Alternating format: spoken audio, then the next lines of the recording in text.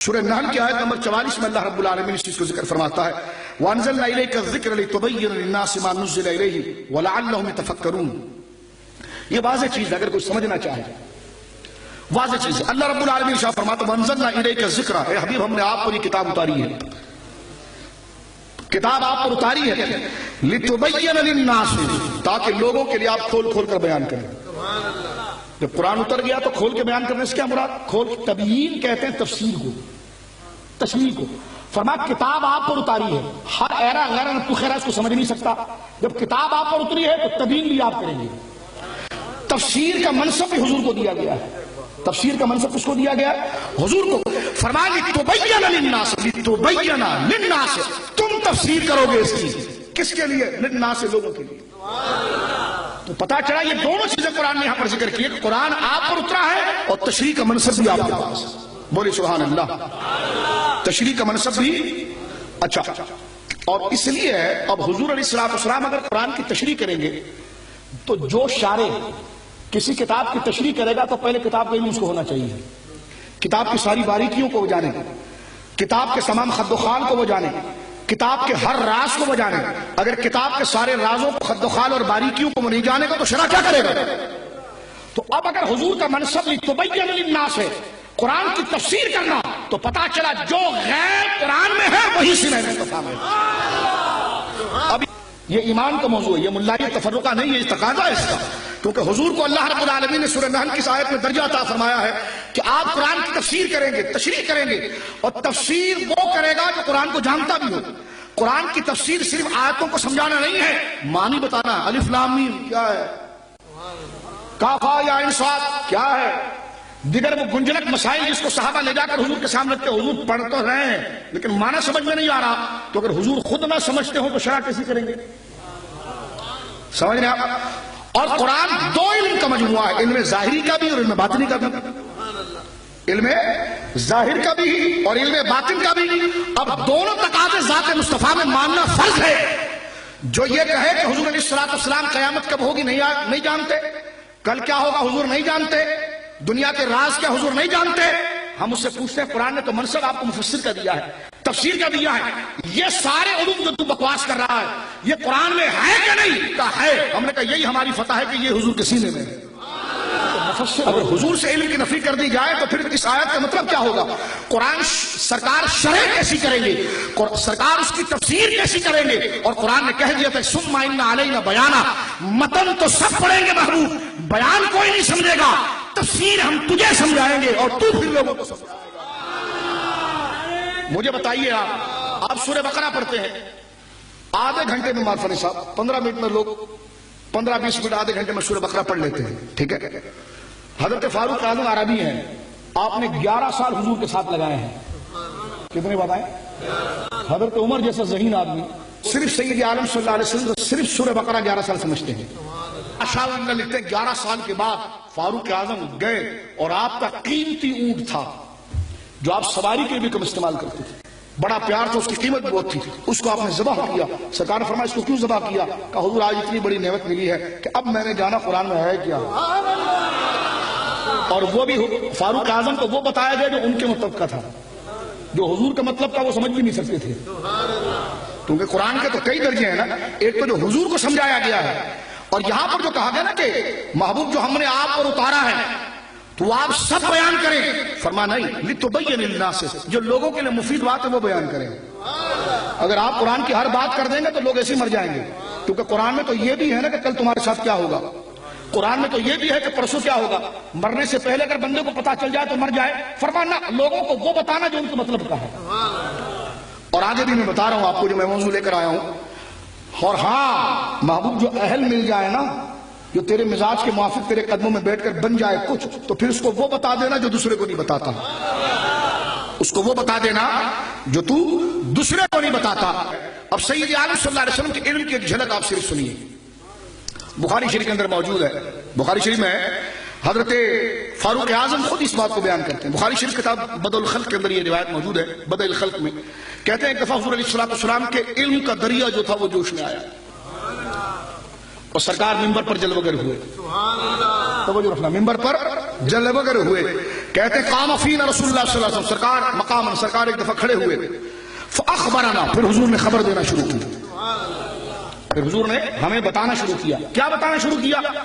کہاں سے لے کر کہاں تک کی خبر دینا شروع کی؟ امام بخاری نقل کرتے ہیں حضرت فاروق اعظم نے حتیٰ فرمایا کہ ان بدء الخلق، سنیے جب سے دنیا بنی تھی. فرمایا کہاں تک کی خبر دی؟ توجہ رکھنا. فرمایا ان بدء الخلق حتیٰ دخل اہل الجنت منازلہم واہل النار منازلہم. اس کو تو مانو حدیث تم کہتے کتابوں میں نہیں ہے، یہ تو بخاری پڑھ رہا ہوں میں. فرمایا جو سب سے آخر میں، پہلا نہیں، سب سے آخر میں جو جنت میں جانے والا ہے وہ بھی بتا دیا. ملا کہتا کل کی خبر حضور کو نہیں، تو میں نے کہا یہ کیا پڑھ رہے ہیں ہم؟ تو حضور کے بارے میں کہتا کل کی خبر نہیں ہے، یہاں تو حضور اس کی خبر دے رہے ہیں جو آخر میں جنت میں جا رہا ہے. حتی دخل اہل الجنت منازلہم واہل النار منازلہم. توجہ سے سنیے ایک ایک لفظ، میں وقت مختصر ہے اور قیمتی باتیں آپ تک پہنچا رہا ہوں. فرمایا جو سب سے آخر میں جنت میں جانے والا تھا اس کی بھی خبر عطا فرمائی، جو سب سے آخر میں جہنم میں جانے والا تو اس کی بھی خبر عطا فرمائی. اب سنیے یہاں پر ایک سوال کھڑا ہوا کہ جناب جو حضور نے جو خبر عطا فرمائی ہے اور سرکار علیہ الصلوۃ والسلام نے جو خبر مرحمت فرمائی ہے، یہ ایک محاورے کے طور پر تھا یا ایسی حضور نے ذکر فرمایا یا تفصیل کے ساتھ تھا؟ تو علامہ عینی نے فرمایا تفصیل کے ساتھ تھا. تو سوال پیدا ہوا کہ بھائی کروڑوں سال کو اگر کروڑوں سال کی خبر دے رہے ہیں تو اس کو بیان کرنے کے لیے بھی تو کروڑوں سال چاہیے. یہ تو حدیث میں آ رہا ہے صبح سے لے کر شام میں سب بیان کر دیا. اب صبح سے لے کر شام کے اندر اگر کروڑوں سال کا ایک ایک لمحہ ایک ایک دن بیان کر رہے ہیں تو اس کے لیے بھی تو اتنے سال چاہیے نا کہ اس تاریخ کو پورا ایک لفظ بھی نہ چھوٹے. تو یہ ایک دن میں کیسے بیان کر دیا؟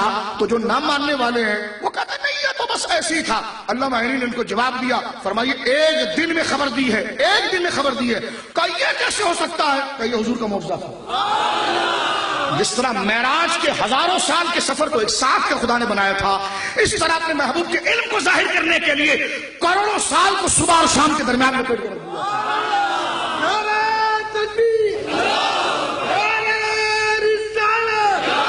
اور اس پر حضرت عمر کے بڑے باکمال جملے آخر میں فرمایا حفظہ ذالک من حفظہ ونسیہ ذالک من نسیہ.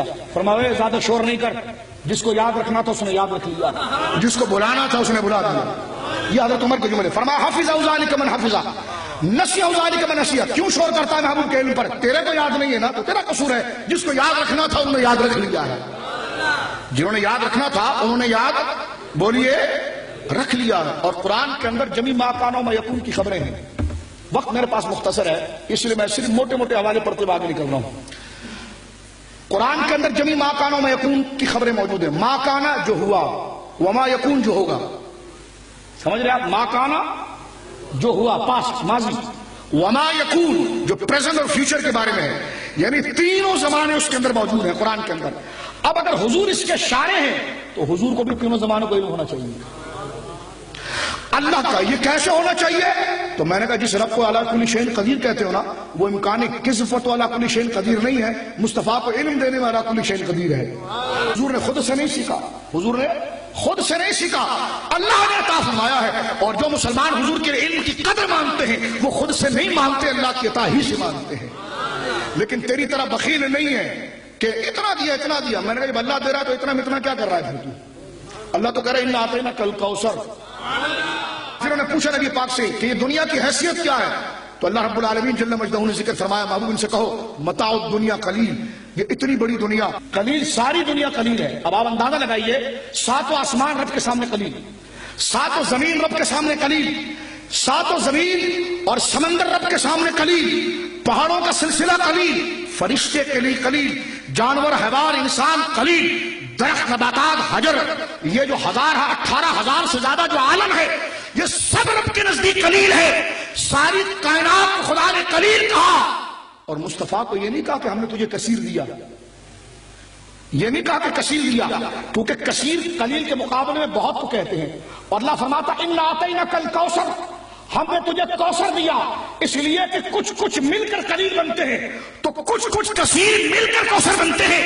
تو ساری دنیا کو خدا قلیل کہے، مصطفیٰ کی عطا کو کثیر نہیں کوثر کہے، تو کون مصطفیٰ کے دامن کرم کی وسعت کو پہچان سکتا ہے؟ توجہ کے ساتھ. تو قرآن میں جمی ما کان و ما یکون کا علم موجود ہے. تو یہ فرض ہے، علماء نے لکھا یہ فرض ہے کہ حضور علیہ الصلوۃ والسلام کے پاس جمی ما کان و ما یکون کے علم ہو. اس میں سب سے بڑی بات یہ ہے تو یہ کہتے ہیں ما کان و ما یکون کا لفظ حضور کے لیے نہیں بولا جا سکتا. ہاں حضور نے خبریں دی ہیں، لیکن ما کان و ما یکون نہیں کہا جا سکتا کہ جو ہو گیا، جو ہو رہا ہے، جو ہوگا. میں نے کہا اگر کوئی کہہ دے تو اب سنو کون کہتا ہے. ابن تیمیہ نے اپنی کتاب الفرقان کے اندر اور مجموعۃ الفتاوی جو اس کا ہے جلد نمبر 11 صفحہ نمبر 152 پر 152، یہی چھپرا جو زندگی میں چھپوائے تھے 30 جلدوں پر فتاوی ابن تیمیہ، اس کی جلد نمبر 11 ہے. ٹھیک ہے، جلد نمبر 11 ہے اور صفحہ نمبر 152 ہے. اور اس کی کتاب الفرقان بین الاولیاء والرحمن واولیاء الشیطان صفحہ نمبر 94-95 ریکارڈ ہو رہا ہے. اب سنیے لکھتا ہے، وہ لکھتا ہے وَكَرَامَةُ الْأَوْلِيَاءِ إِنَّمَا حَصَلَتْ بِبَرْكَةِ اتِّبَاعِ رسول صلی اللہ علیہ وسلم. وہ کہتا ہے کہ اولیاء کو جتنی کرامتیں ملی ہے سب یہ حضور کی اتباع سے ملی ہے. ففی حقیقت تدخل فی المعجزات رسول، اور اصل میں یہ حضور کے معجزات ہیں. مثل انشقاق القمر وتسبیح الحصاة فی الكف واتيان الشجر الیہ وحنین الجزع الیہ واخبار لیلۃ المعراج بصفت البیت المقدس. کا جس طرح کہ حضور نے چاند کو 2 ٹکڑے فرمایا، حضور کی ہتھیلی کے اوپر کنکریوں نے کلمہ پڑھ لیا ہے، اور سرکار کے ساتھ ایک جو کھجور کا تنا تھا وہ آپ کے فراق میں رو رہا تھا. یہ اور لیلۃ المعراج کی ساری خبریں کہ یہ ساری خبریں اس سے ملتی جلتی اولیاء سے بھی ہوتی ہے، اور یہ اسی اصل معجزے کا فیض ہوتا ہے. اخبارہ بما کان وما یکون، اور حضور نے خبریں دی ہیں جو ہو گیا، جو ہوگا اور جو ہوتا رہے گا. اس پر ساری امت کی تکفیر کی گئی ہے، اور یہی لفظ ابن تیمیہ لکھے ہیں وَأَخْبَارُهُ بِمَا كَانَ وَمَا يَكُونُ. حضور نے خبریں عطا فرمائی جو ہو گیا، جو ہے اور جو ہوگا. تو جب ما کان وما یکون ابن تیمیہ مانے تو وہ امام الموحدین ہوتے ہیں، اور ہم کہیں کہ حضور ما کان وما یکون مانتے ہیں تو پھر شرک کا فتویٰ کیوں دیا جاتا ہے؟